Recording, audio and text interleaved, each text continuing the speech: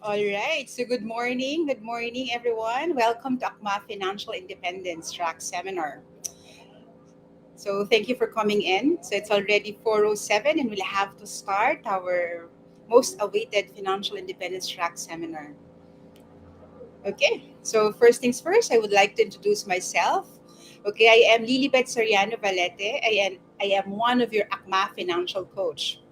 I've been with the profession for already almost 20 years and have been helped many customers make their lives better. So today, I hope I will do the same with you to all of our viewers. So am I loud and clear? Okay, so let's proceed with our topic for today. It's about financial independence. So when we talk about financial independence, we are talking about two people who are we always encounter in the industry, correct? So the first type of people are those who are close to achieving their financial independency and living a quality life. So nakita niyan sa picture. Ito yung maganda yung picture, and to your left, okay, because to them in their life money is the last thing that they worry about. So sa second picture naman on the right that you could see in your screen, these are the people who keep themselves busy working all the time, still living from paycheck to paycheck, being stick and not really getting anywhere. Sobrang stress sila on a daily basis. Kaya ang kanyang background is black, di ba? Black means stress. No, so they are the ones who make sacrifices just to make both ends meet, pero hindi pa rin siya sapat. Correct? So we oftentimes have people say, naririnig natin to always sa mga tao na kumakausap sa atin, gusto ko maging mayaman. Diba? I want to be rich, Miss Bing. But have you ever thought, if you have that kind of question, what does being rich means to you, really? Diba? Kasi being rich may be actually subjective. One may consider that she is rich already if he has this type of million of pesos, no, x amount of million pesos in the bank account, or people naman would consider themselves as rich already if they could afford to have their needs end at the end of the day or at the end of the month. So we are talking about different mindsets of people here. So what people really are aspiring is to become financially independent, because as we all know, money is just an end to the means. 'Di ba? We don't aspire for money itself, no? We aspire for the feelings that this money would bring us, which means financial independence. We are able to pay the bills on time and pay for our obligations and being able to provide for what our family or loved ones really need at the same time. Siyempre gusto natin yung lifestyle natin would dictate what we would want to have because we have money, and not because we don't have money our lifestyle will suffer. Correct?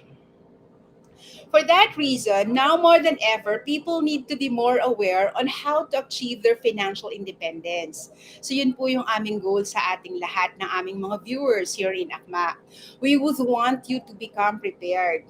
This is what we are here for. And we would want everyone who would be watching this video, to have that right track, for them to be on that right track to financial independence. Do you want to be on your financial independence correct track pathway? Diba? Gusto niyo po ba yon? Can I have a yes or thumbs up for those people who would want to really see themselves into that financial success track? Diba? So, may mga nag-yes na po ba? I can see, yes, thank you for participating. So that's our end goal. Everyone would be on their hindsight to become financially successful. Okay, so in everything that we do, di ba, there are certain elements to achieve our desired results.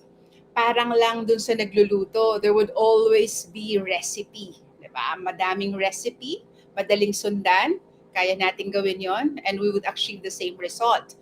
So in this video or in this live session, we would want to show you also the recipe for a very simple financial track success, 'di ba? So pag gagawin natin 'to, all of these recipes will be in our armory. We will have a very successful financial future. So what are these elements that we are about to talk to? So there were only four. So ang pinakamahalaga at ang pinakapaborito ko po dito is the mindset. No, number one is the mindset. This is the area where most people fail. Have you ever thought if you listen to a person, no, ako kasi mahilig ako makipag-usap sa tao and get to really think of what their mindset is all about their finances. Siyempre, as one of the Christians, we would want to talk about God first, and second would be money. But in terms of being successful in terms of financial, what is your mindset? What is our mindset? Diba? Only few people kasi are willing to get up in the morning even before the alarm goes off because they don't have really the passion to really exert their effort and put an extra mile and that discipline and commitment to really achieve their financial goals. Wala sila nun eh. Wala, majority of people are like that, because as thought Anthony Robbins is always telling us, there is what we call, for the poor mindset, there is what we call a learned helplessness. Diba? Grabe yun, no? Yung tipong wala na talaga, hindi na talaga to mababago. So, watch out, guys. Ang learned helplessness is not the mindset that we are teaching here. No, we are teaching here that that a good mindset is that we create our own financial future because we really put blood and sweat and dedication towards our financial goals. So that is the real first element to have a very good financial future. Second, ano ba yun? Pangalawa would be, of course, yung provision natin. We're actively looking for the sources of the fulfillment of our goals. And again, linking on the mindset, we're always looking for our resources. Diba? With the mindset, a lot of people will tell us, kasi hindi naman kasi ako ganito, hindi din ako mayaman, hindi din ako nakatapos. I have so many negative stories no, to pull towards my story. But is that really a good provision for yourself? So, tanungin po natin ang ating isipan. Meron po bang ganun dito sa audience natin who is telling us that they don't have resources, that they are less fortunate because they have, all the disadvantageous perks in life? Meron po bang ganun na nakaka-relate sa ating audience who would also tell us na ito lang talaga ang buhay ko because I cannot move forward because I am really stuck in this kind of state of life? Is there anyone, a brave soul, who would really raise their hands or say yes, or would communicate with me if that would be the provision or would that be their state right now that they're into? No? So wala pong mahihiya. Tayo lang naman po dito, di ba? So I hope none of our audience have that kind of state, no, yung provision that they lack anything for them to succeed. Because again, the best resources that we have is not our material richness, it's not our education or anything, no, na distinct, but it is our resourcefulness. If we are resourceful enough to find ways to whatever we would want to achieve, then we will be getting it. And that's the power that every individual has. And I am empowering every listeners here that you too have a power to really change your financial state right now and to become really financially successful. If you would have that ability to really find that kind of resourcefulness, no, around you. Tingin lang po tayo sa ating environment and how we could really be resourceful in all the resources that are available. Okay, so number three, it's the dynamic. When you set a goal, you have to be dynamic, putting all your energy and your passion, your determination. Napaka-importante po yun. 'Di ba? Kasi tayong mga Pilipino, tayo ay, we are well known to become ningas kukon. 'Di ba? Gagawin ko today, tomorrow hindi na. Because today lang ako passionate, tomorrow wala na. 'Di ba? So it's not really a good symptoms for us. Now we'll have to find that energy and that dedication that everything is really possible. And that dynamic means commitment. Because when we are committed, when we do something, we will really have to execute that thing even if we are not interested at the moment of doing it. 'Di ba? So yun po yung element. We will have the source of energy from other people and those around you who share the same passion for you to really use that as a leverage para maging dynamic ang result mo. having that passion and determination to reach your goals. Okay, so what else? Thank you for people who are coming in. Thank you. So, catalyst din po, mahalaga din po siya. A catalyst helps in transforming your situation into a better one. A person who can guide you in enhancing other elements in order for you to become financially independent. Kailangan din po somebody who will be teaching us, guiding us, mentoring us, or really, showing the way, paving the way on what to do, because in all areas of life there's always an expert to that, 'di ba? So we'll have to find expert. Parang maglilinis ng bahay, tayo mga nagtatrabaho hindi tayo expert doon, 'di ba? We'll have to ask for the house help for them to be very good in cleaning our houses because that's what they do. And as what we do, we have to be expert on that, and we share that to the world on how we could change lives better, di ba? Para we could really impact as a society our expertise and our professionalization doing the business. Okay. So let's now talk more about our mindset. Diba? So, pag narinig natin yung mindset, what comes to our mind? Ako, when I hear this mindset, it brings to my mind the gift of God given to us. Everybody has their own power or the choosing or the choice, the power to choose whatever they would want to have. And that all starts with a mindset. Mindset is a person's way of thinking and their opinion. It is important that we begin with the correct one. Napaka-importante po yan. Kasi this is our personal tool. It's how we think and how we spell the difference between being rich and being poor. Sobrang simple. If you want to become financially independent, then you have to adapt the right mindset. So we need everyone to empower themselves in reaching new heights. Yun lang po yung gusto natin lahat. Again, as I've mentioned to you, money is just not an end to the means, di ba? Hindi tayo nag-aspire to have more money, but we aspire for what money could bring us, which is more of financial independency and, of course, the freedom that brings it to us. We cannot limit ourselves to what's only available in our hindsight. Diba? We never let our current circumstances hinder us from achieving our goals. Because if we may see lang yung ating current situation as equivalent to our future, then we are doomed to disaster. That's a perfect recipe for failure. It should always be like this. Ito po yung tamang mindset. There would always be hardships, challenges, and even failures. Yes? No? Kasi mali po yung mindset na may problema ako kasi may problema. It's wrong. You really have to have problems. This is life. We really have to have hardships, challenges, and even failures. That's the correct mindset. And we really have to embrace it and really have to enjoy the process.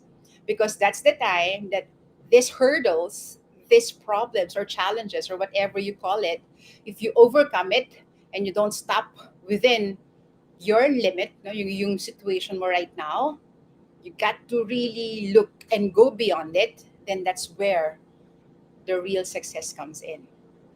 Correct? Boundless, self-empowering means you are the ones in control, not your situation. So ulitin natin, correct mindset is really looking that there would always be problems, but there would always be hardships and challenges and even failures. But it is up to us to really rise above those challenges and those hardships and failures, solving them along the way, really embracing them as we could. And if we could enjoy the journey of solving them, why not? Diba? It would be better. It would be a better journey if we got to enjoy how to solve those problems. Because at the end of the day, it will always make us stronger. Do you agree? Do you agree, guys? No? So, correct. So, kailangan po ganun yung ating mindset, di ba? Okay. So, next is that our thoughts influence our actions. I am sure that you have experienced at some point upon waking in the morning, 'di ba? You feel like it's a good day for you. Wow, yung ano ka, tatalon ka, 'di ba? You're so excited. You have that kind of urge really to really do everything that you think of, 'di ba? Sobrang high ng ano mo, ng energy mo. And since you do believe that it's a good day, you become inspired, motivated, and everything that you do seems so light and very fulfilling. Yung lahat ng nakakasalubong mo, good morning mo, sa sobrang ganda ng morning mo, di ba? And you got to really have that big smile on your face because you believe on the core of your being that this would be a very great day.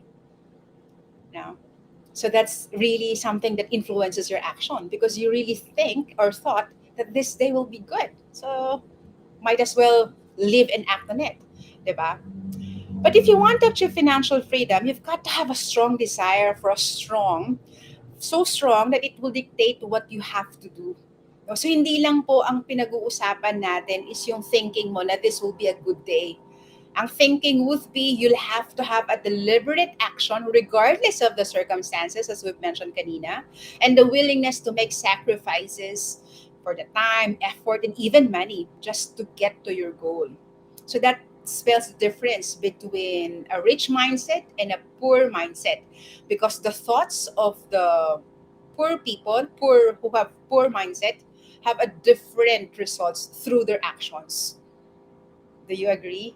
Sa aking mga viewers, do you agree that you really have to watch your thoughts because it becomes your actions? Correct?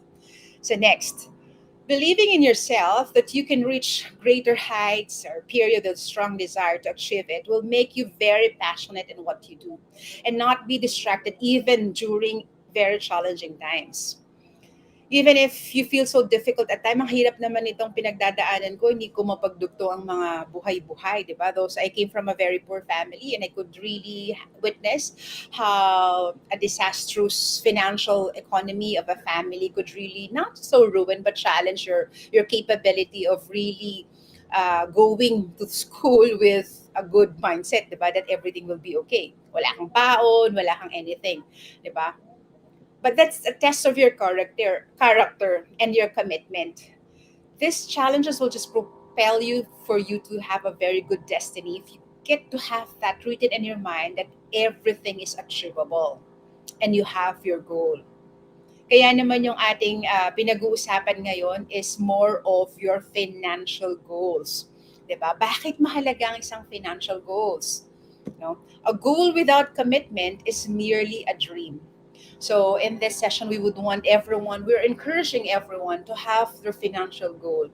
Can anyone would want to share or text or message me here kung ano ang kanilang financial goal? Dahil napakahalaga po niyan. Correct? So I challenge people to really, really think big. This is to help you further break free from your limiting beliefs. Ang dami kasi nating mga limiting beliefs. Yung mga tipong, ang nanay ko at ang tatay ko is ganito lang. So ako, ang tatay at nanay, ako then also would follow their path.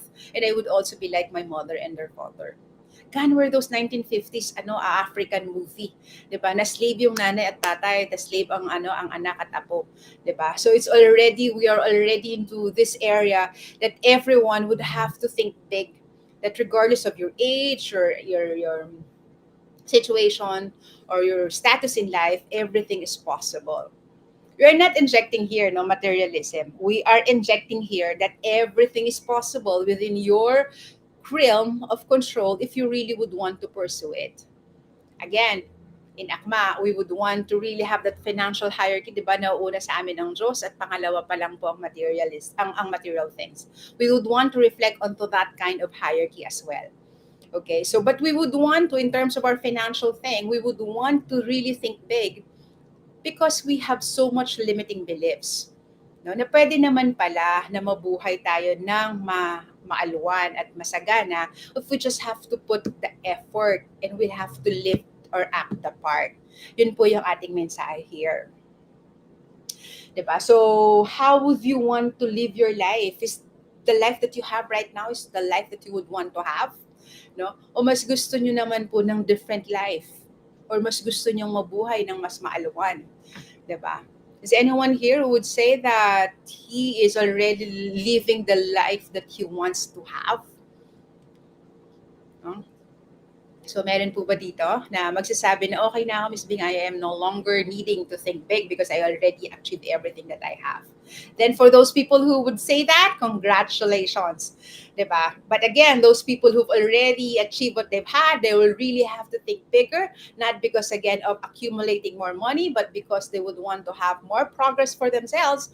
And after all, life is just about progress. Okay? So when asked what they want, some people would normally say, di ba, madaming tao nagsasabi kasi na, "Ay, gusto kong maging mayaman, gusto kong maging successful, di ba?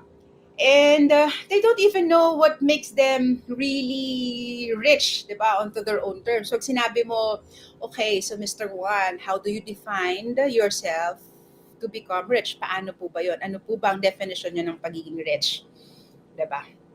So you have to be clear and very, very clear, no? Because clarity is power. Diba? You have to know and be clear on what you want.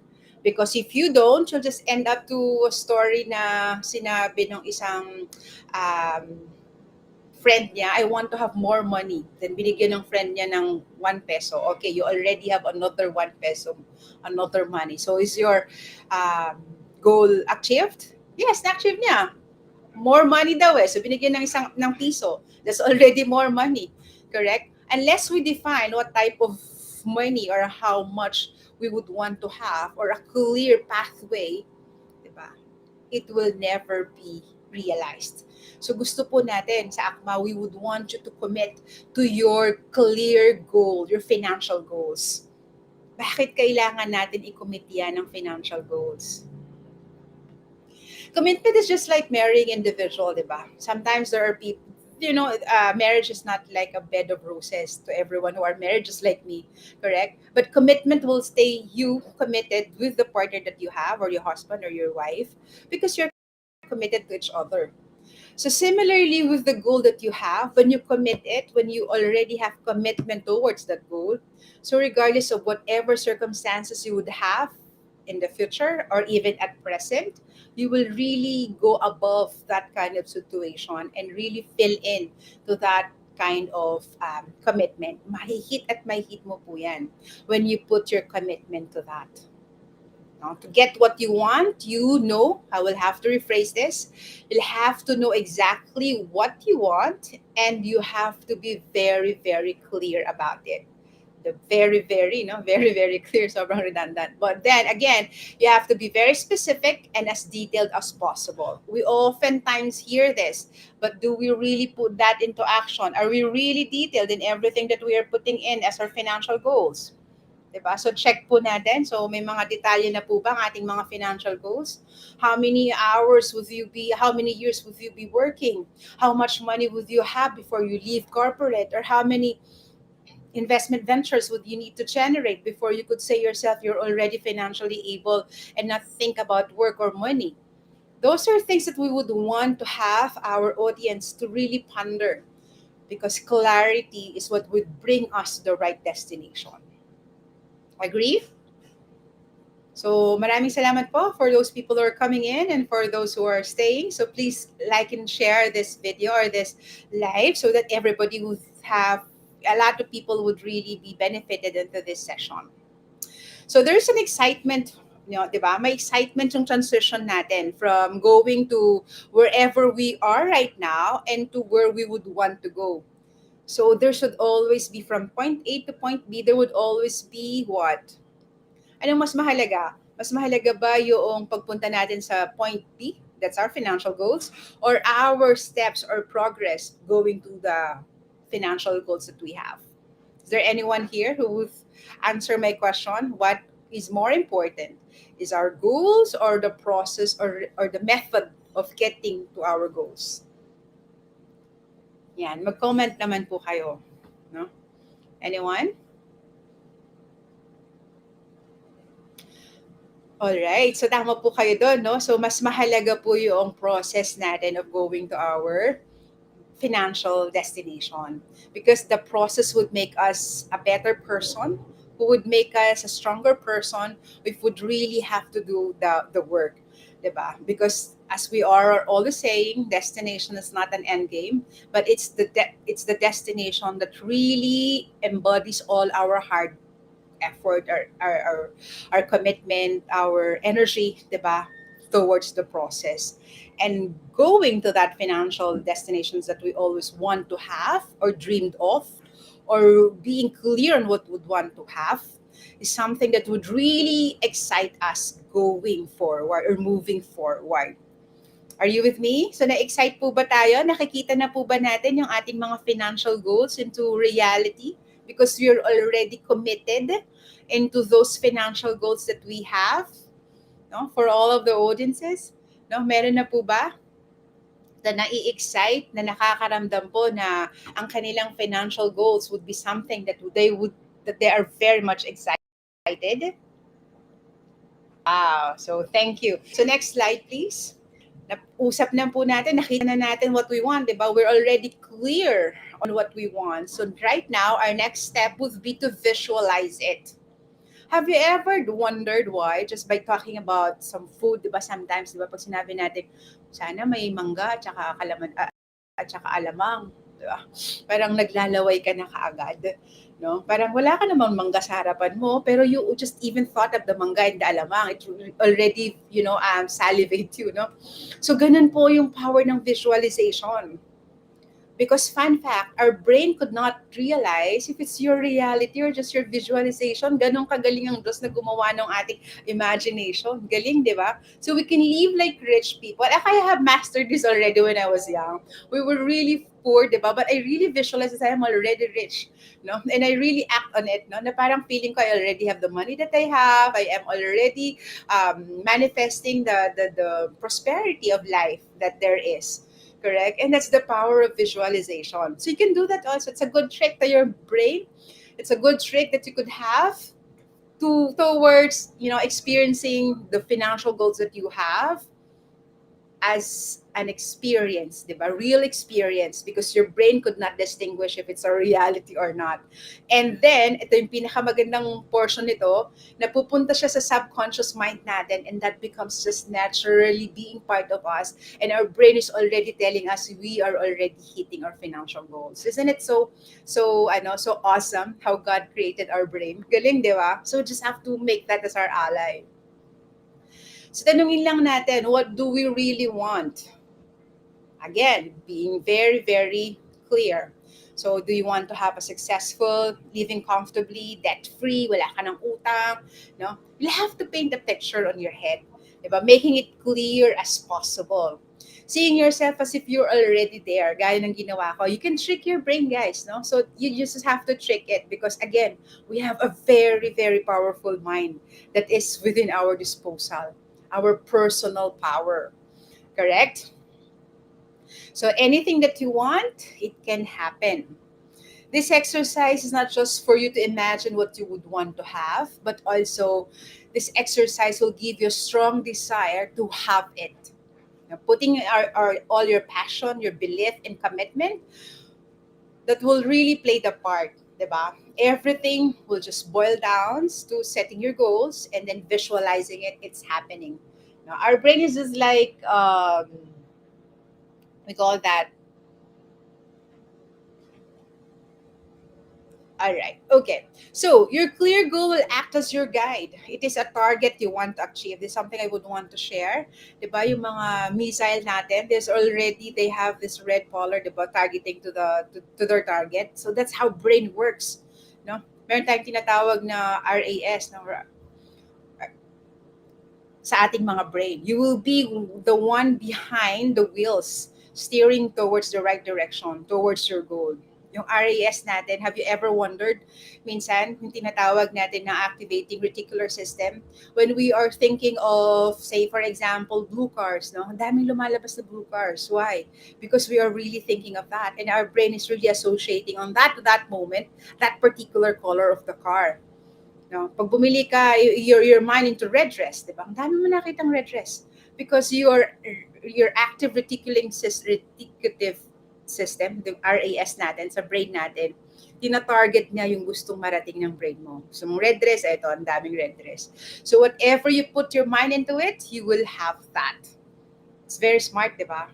So, just try the power of visualization and your brain will really start doing their work to you based on what you would input to that program, to your financial desire.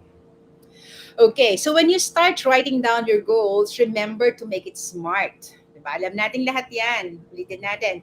It's specific, measurable, attainable, realistic, and time-bound. We don't want to discuss much of that because I'm sure everyone would know about the smart thing, di ba? Alam natin yan na kailangan maging specific tayo, maging measurable, na measure natin yung ating um, goal, correct? Say something specific is that I would want to have this much 5 years from now. Measurable, how much? What is that? Diba? Attainable is, of course, if I am earning 2 million a year right now, I would could attain 3 million or 4 million in the next 5 years. So that's something attainable. Correct? Huwag naman yung masyadong malotohanan mo. But if you do have that action plans to reach that kind of thinking big towards your financial goals, then why not? Correct? But you have to put in some realistic scheme, no? Kailangan realistic tayo sa ating mga financial goals. And of course, time-bound tayo. Correct? But there would always be another third. O smart yan, di ba? So smarter. No? So smarter means we'll have to really review everything that we've had for our specific goals. And then we'll have to enhance it and then rewrite the goals that we would want to have. Unless we're hitting our financial goals at that time that we would want to have, we really have to be smarter. We'll have to rewrite it and rewrite it again and again until we reach our financial goals. So that's what we would want to have everyone reaching their financial goals. So the good question would be, how and when could you review your financial goals? Now, how often do you would want to review it? Is it on a monthly basis? Is it in a yearly basis? Diba? So, it depends on you. Kung ayun yung SMART goals would be categorized into short, medium, and long term, then that would be it. Diba? Mas maganda. You'll have to have your different SMART goals for you to become smarter into your medium term. Kasi for me, magkakaugnay yung short and medium and long-term goals natin. It lives together. It's in sync together. We could not have that long-term goals without us doing our solid foundation in the short-term goal natin. So, ganun po yung gusto nating i-convey. We'll have to really practice doing our shorter goal, practice of really hitting that financial goals of ours in a short-term period.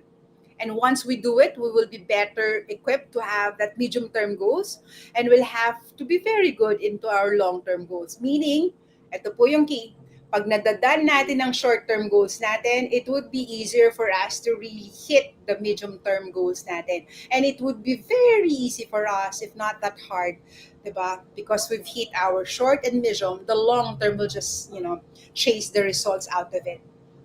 Isn't it nice that we have to really engage in hitting or in practicing hitting or reaching our short-term goals or medium-term goals and long-term goals? All right? Okay. Bilis ng oras, 39 minutes already.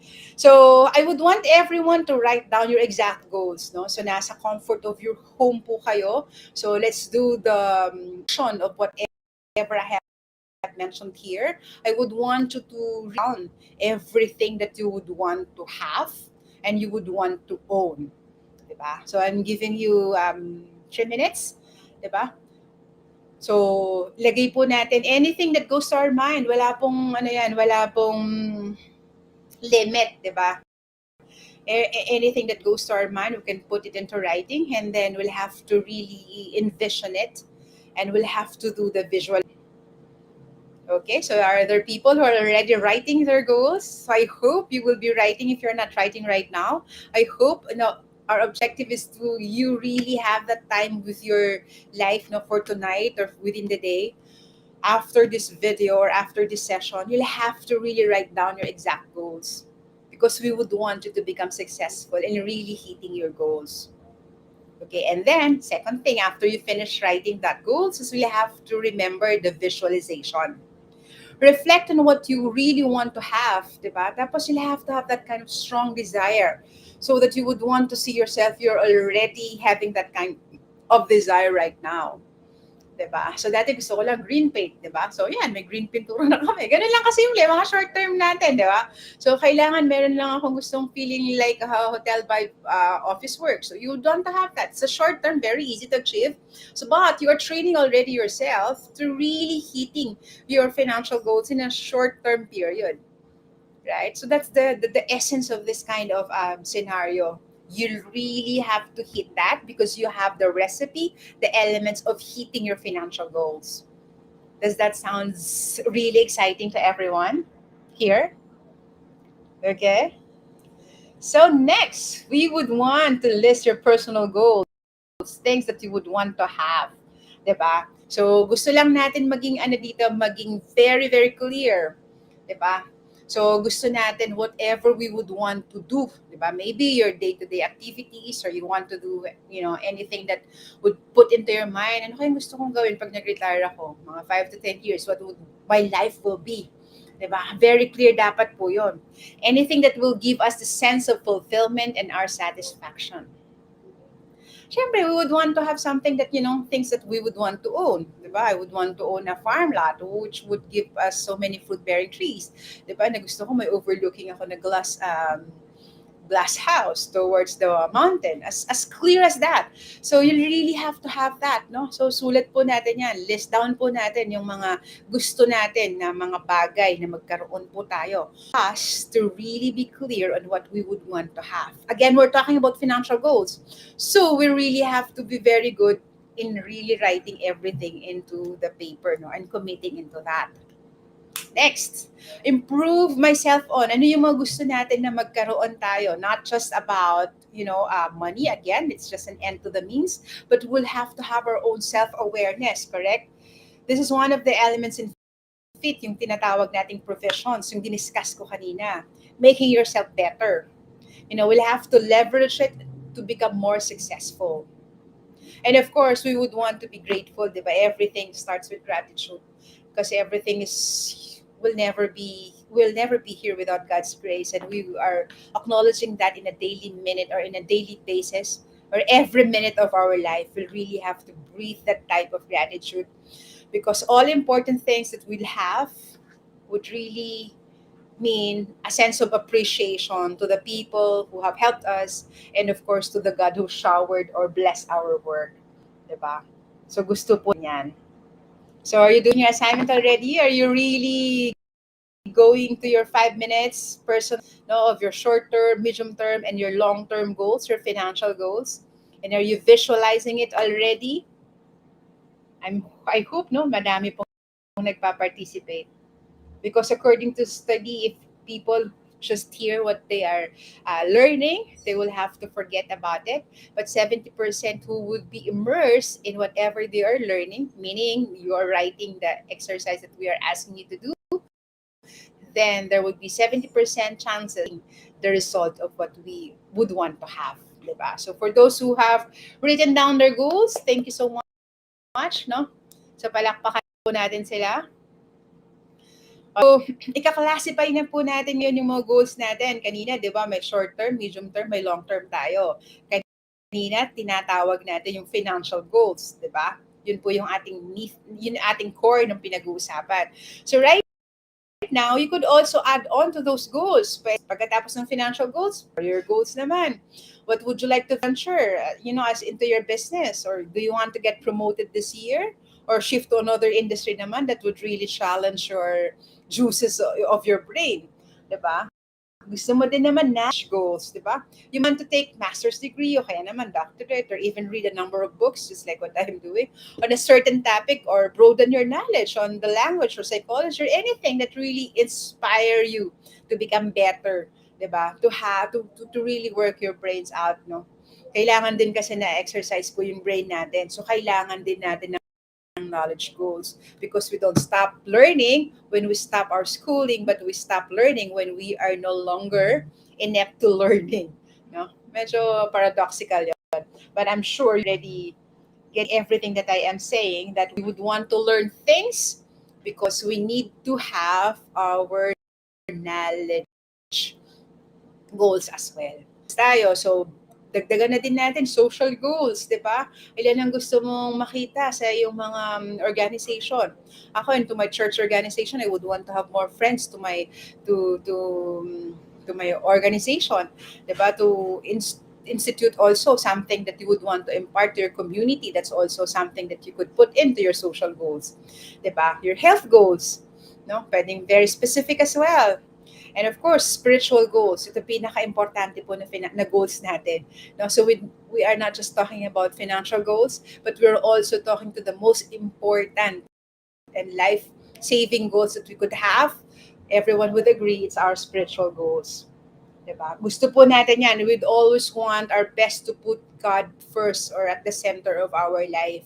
Kaya ginugol din po natin how we would expand our service to our God, diba, to our religious societies, and we would how to improve our slot right now in our spiritual goals, and putting everything, at the center. Lahat ng center talaga natin is sa Diyos. So everything would just fall into places if we'll have our spiritual goals intact. 'Di ba? Isn't it fun to have those goals being discussed, 'di ba? Na hinihimay-himay po natin ng ating mga kailangan na magkaroon, 'di ba? Kasi after all, life is about bringing progress, 'di ba? Life is about making it everyday better. Parang ang aming kulay is green, 'di ba? So, green means life. Life means green, and green means Manulife, 'di ba? Segue lang talaga. Okay, so you can use this worksheet in writing as you categorize these goals. Those who would want to get this goal sheet to me, PM lang po ako. We would be gladly give you this worksheet that you're seeing in the screen.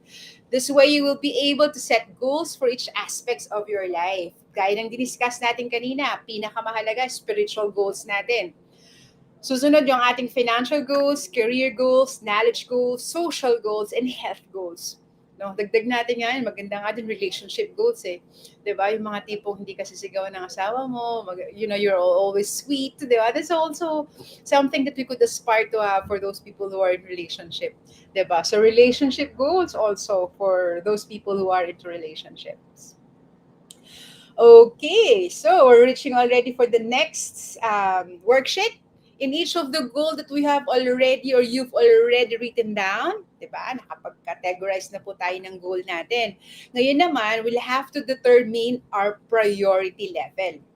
Siyempre, kailangan meron siyang ranking, di ba? Based on high or low priority.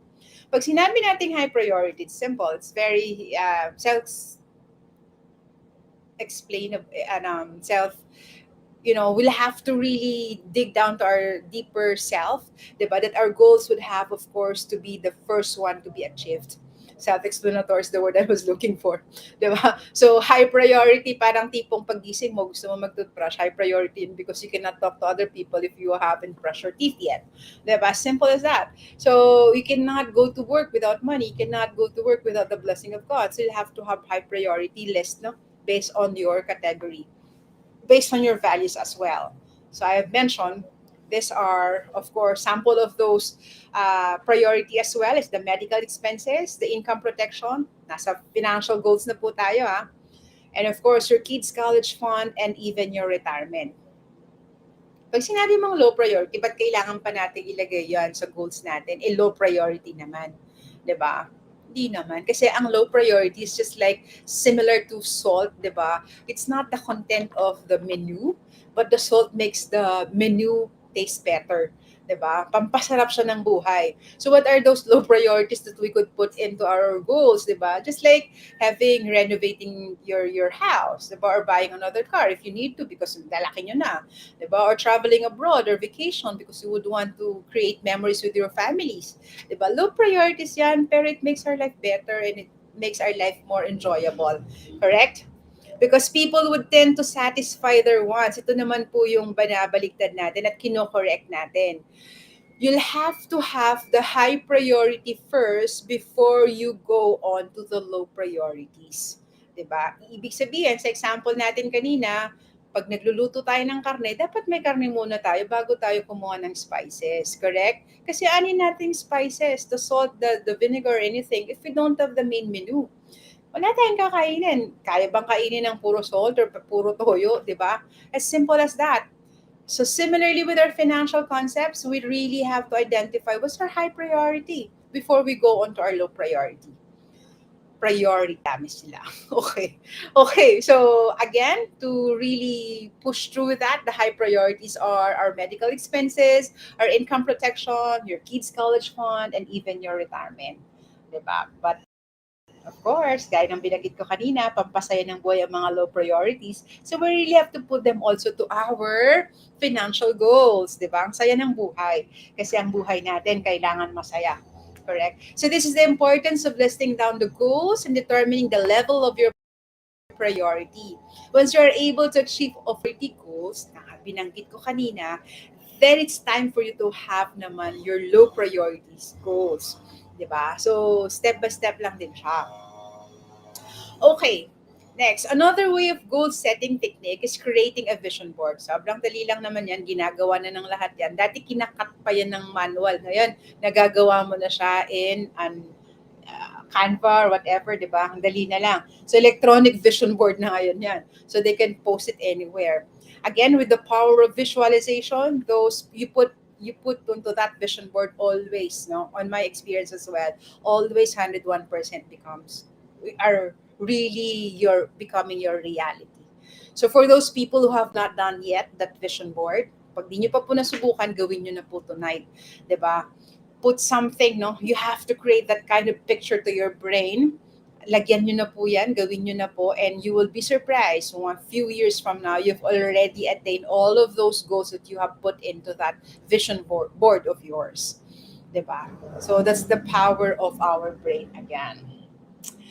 Okay, so in our session, ang ating objective lang naman is that we would want to focus on the financial goals, which I believed we've hit that, di ba? Natapos po natin yon. And I have successfully imparted to your the list of your financial goals. I hope you did your assignment as well. So, ang tanong ko po sa susunod would be, what are our top priorities? Sandali, may kaibahan ba ang goals sa priorities? 'Di ba? You might ask that. Is that similarly intangible, interchangeably used? The goals and the priorities? Okay, so there is of course a very big difference between the goals and priorities. Although they just, as I oftentimes tell, everyone that it's interchangeably used. Okay, your goals will differ from the others depending on what. Now, so pag-usapan po natin yung mga priorities in life natin kanina, okay? We'll have to look at the reality of life. We have at different stages in our lives. Diba? Lahat po tayo na nanggaling yan. Nanggaling sa mga katulad kong married, nanggaling tayo sa being single, correct? We, of course, and then we get married, and then we have kids, sending them off to school. Right now, I'm sending them, and then I'm nearing to retirement, sustaining ourselves through old age. In each of these stages that we have different set of priorities. And we want to achieve but for our loved ones as well. Tingnan natin mga priorities ng single individuals. Diba? They tend to prioritize their wants, like traveling, going up to date na latest gadget na para bang ito yung buhay nila, diba? Kailangan in sila sa latest gadget. Tapos mga latest fashions, no? Yun ang mga gusto nila. Yun ang kanilang mga priorities. Diba? But then you'll have to see the merit individuals. Iba na ang kanilang priorities. We would want, I'm a married person, I would want to have a comfortable life and security as well. Diba? So we would want to have our own house, that for marriage people. So priorities further change with our other dependents in the family. They focus on how to provide for their kids. Yung priority na is able to send their kids to school and give them a better chance of life.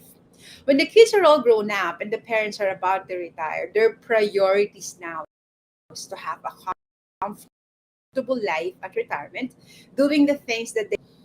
So you can see that the priorities changes from one stage to another.